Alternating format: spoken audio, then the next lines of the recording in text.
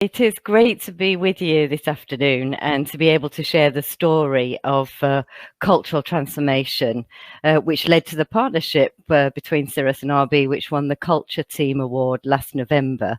I'm Jenny Perkins, Head of Engagement at Cirrus, and this afternoon I'm going to be talking to Dr. Bruce Charlesworth, who's Chief Medical Officer for Health at RB. So I'd like to introduce yourself, Bruce.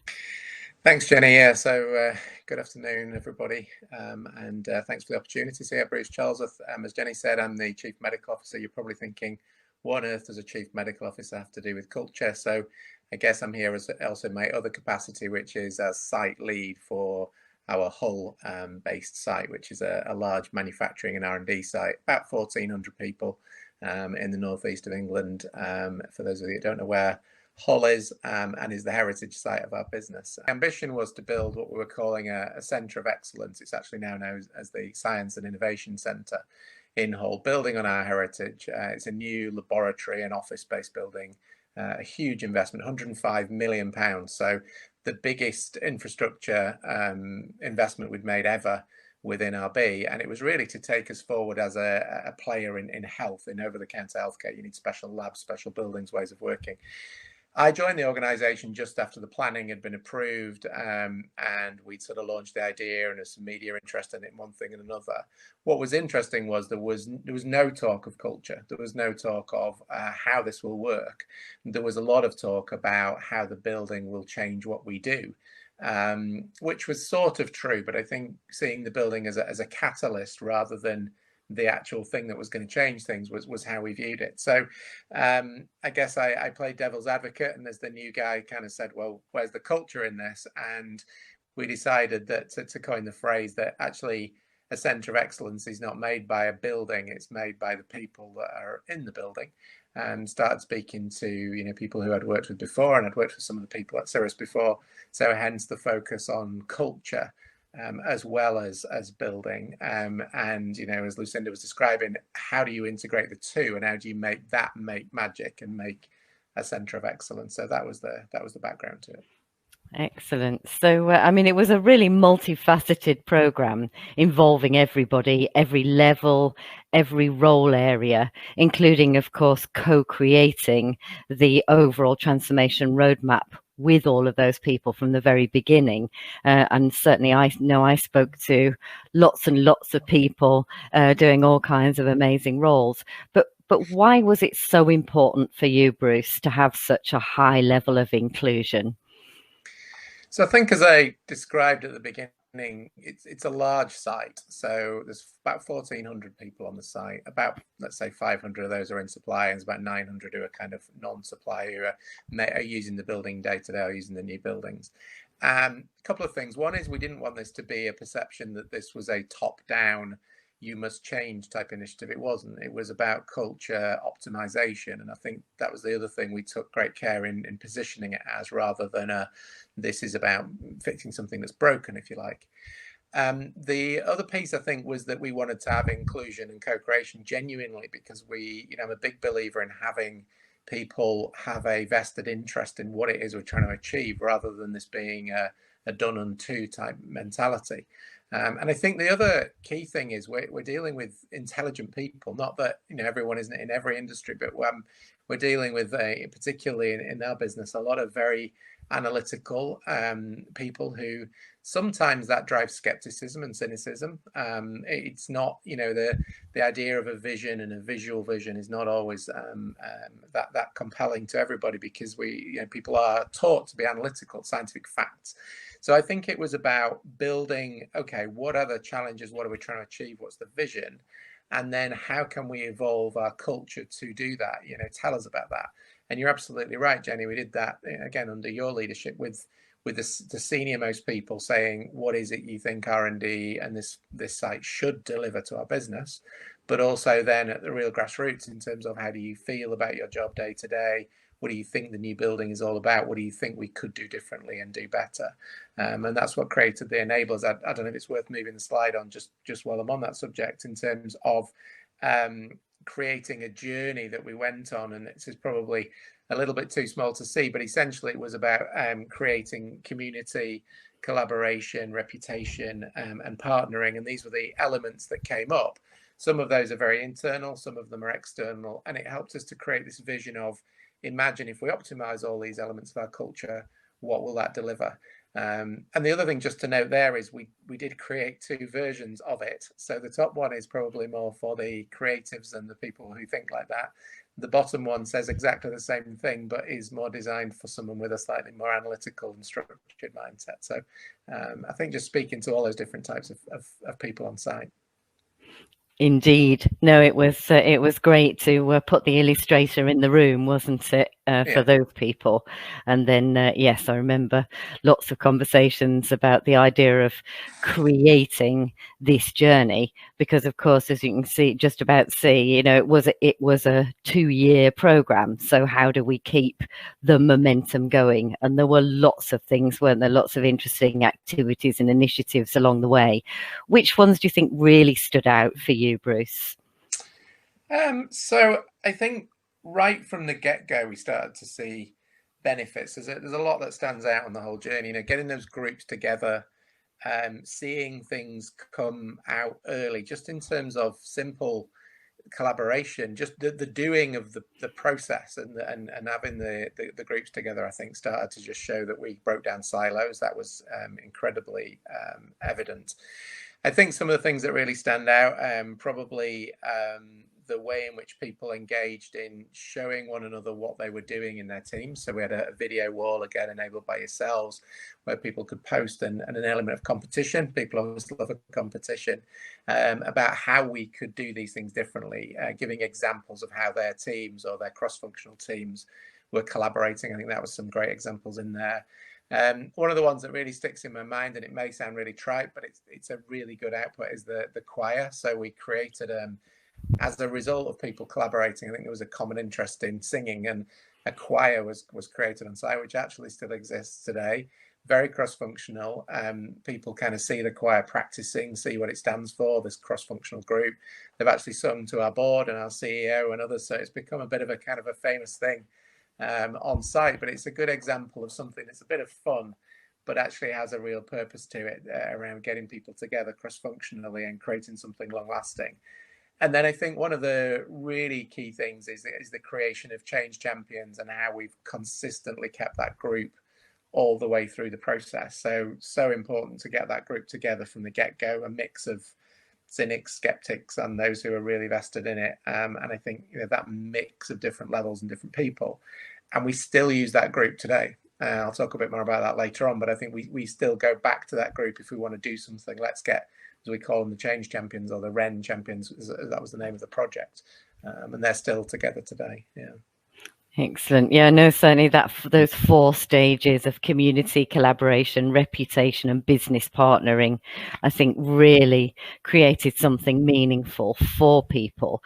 But what did the results look like? What sort of outcomes did you enjoy as a result of keeping people on it for that time?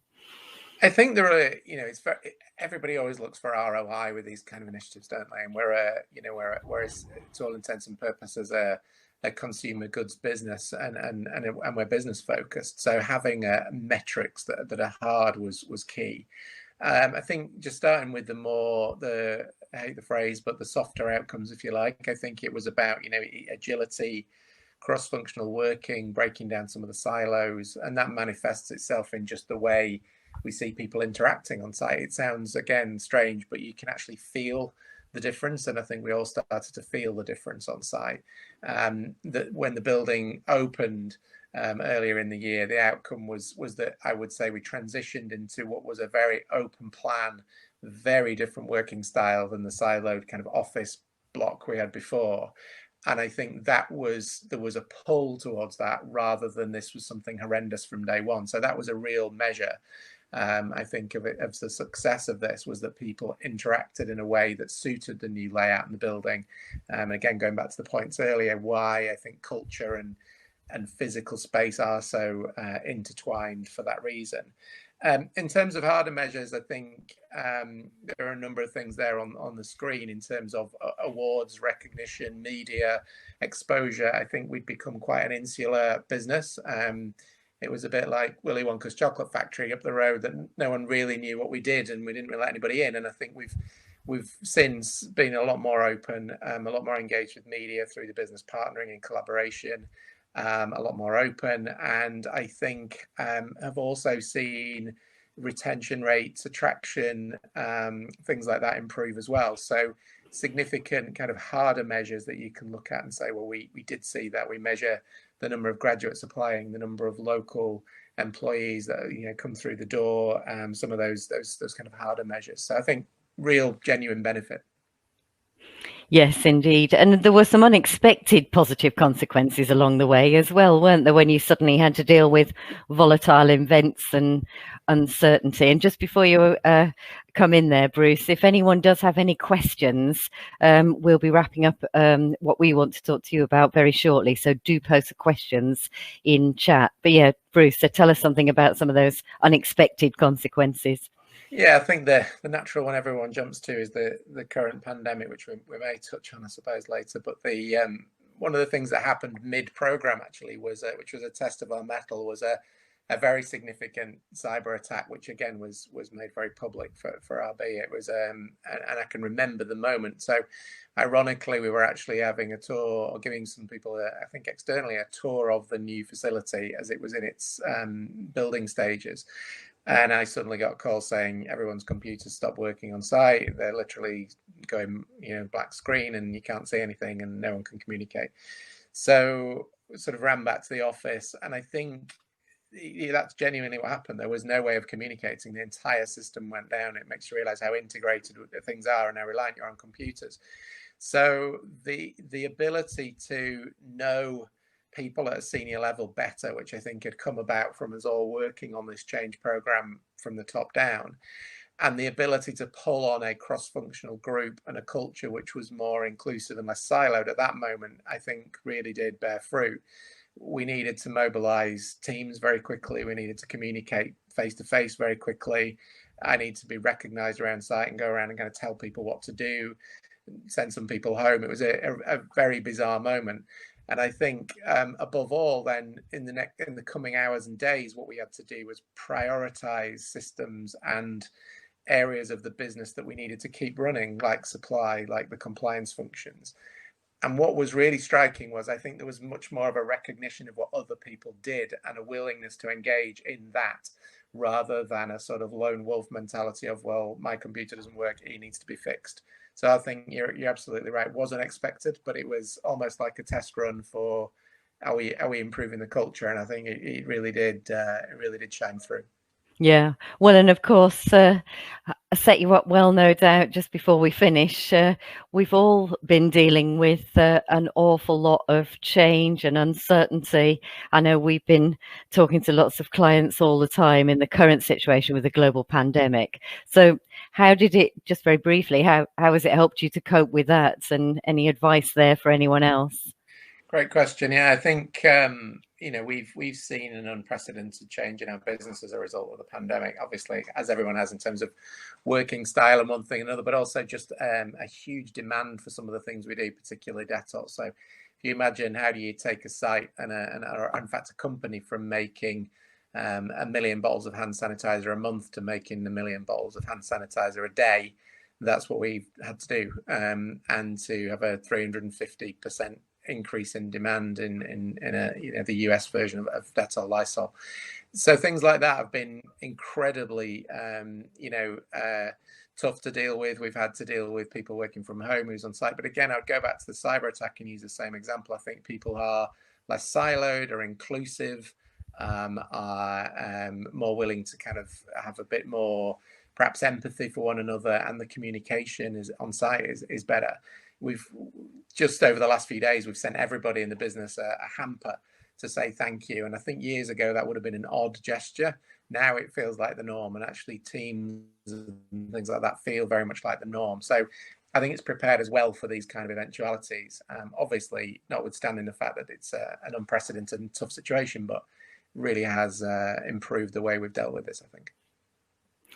Excellent. Well, I don't think we've got any questions from the audience. So what else would you like to say, just to sort of wrap up and sum up everything we've been talking about for the last 20 minutes? Yeah, I think to sum up, I'm still a believer in where we started with this, which is that your vision has to include not just something around process and buildings. That's not enough to have a vision. And then when we were saying we're going to create a centre of excellence, I think culture is key to that. It's integrated, and I totally agree with the points earlier around integrating an infrastructure and a cultural program together. So culture is not about buildings, it's about people. Inclusivity of the approach, we've touched on that, top down, everybody included, taking people with you on a journey rather than, and again, it sounds very simplistic, but it's key. Making it sustainable for the long term and consistent. And then I think, in credit to yourselves, I think choosing the right partner. So I think Cirrus, we're a great partner, and in all seriousness, having the right people with the right expertise who can help you with that was key. So thank you for all you did with us as well. Thanks, Bruce. It was a really inspiring thing to work on, and always great when you see a client like you guys still living it, still breathing it, sustaining it, especially where we are now. So I think that's everything from us today. Thank you very much. Thank you both so much. What did you just say, going from 1 million bottles a month to 1 million a day? I did. That's correct, yeah. So that's the demand of hand sanitizer, yeah. That's and just the way that you've talked about that cultural journey, enabling, because all the way through, and I think you both did that fantastically through that session, how the cultural change enables that organizational change and has really sustained you through it. It's just absolutely fascinating. And and thank you on behalf of so many people who were looking for hand sanitizer to reappear in our stores. Very much appreciated. Jenny, Bruce, really appreciate that. Congratulations on your work. Congratulations on the award. And thank you so much for taking the time to share that case study with us. It was fantastic. Thank you. Thanks for listening. Thanks, Tim. Pleasure. Thank you, everybody. Enjoy the rest of the sessions. Bye-bye. Bye. Bye now.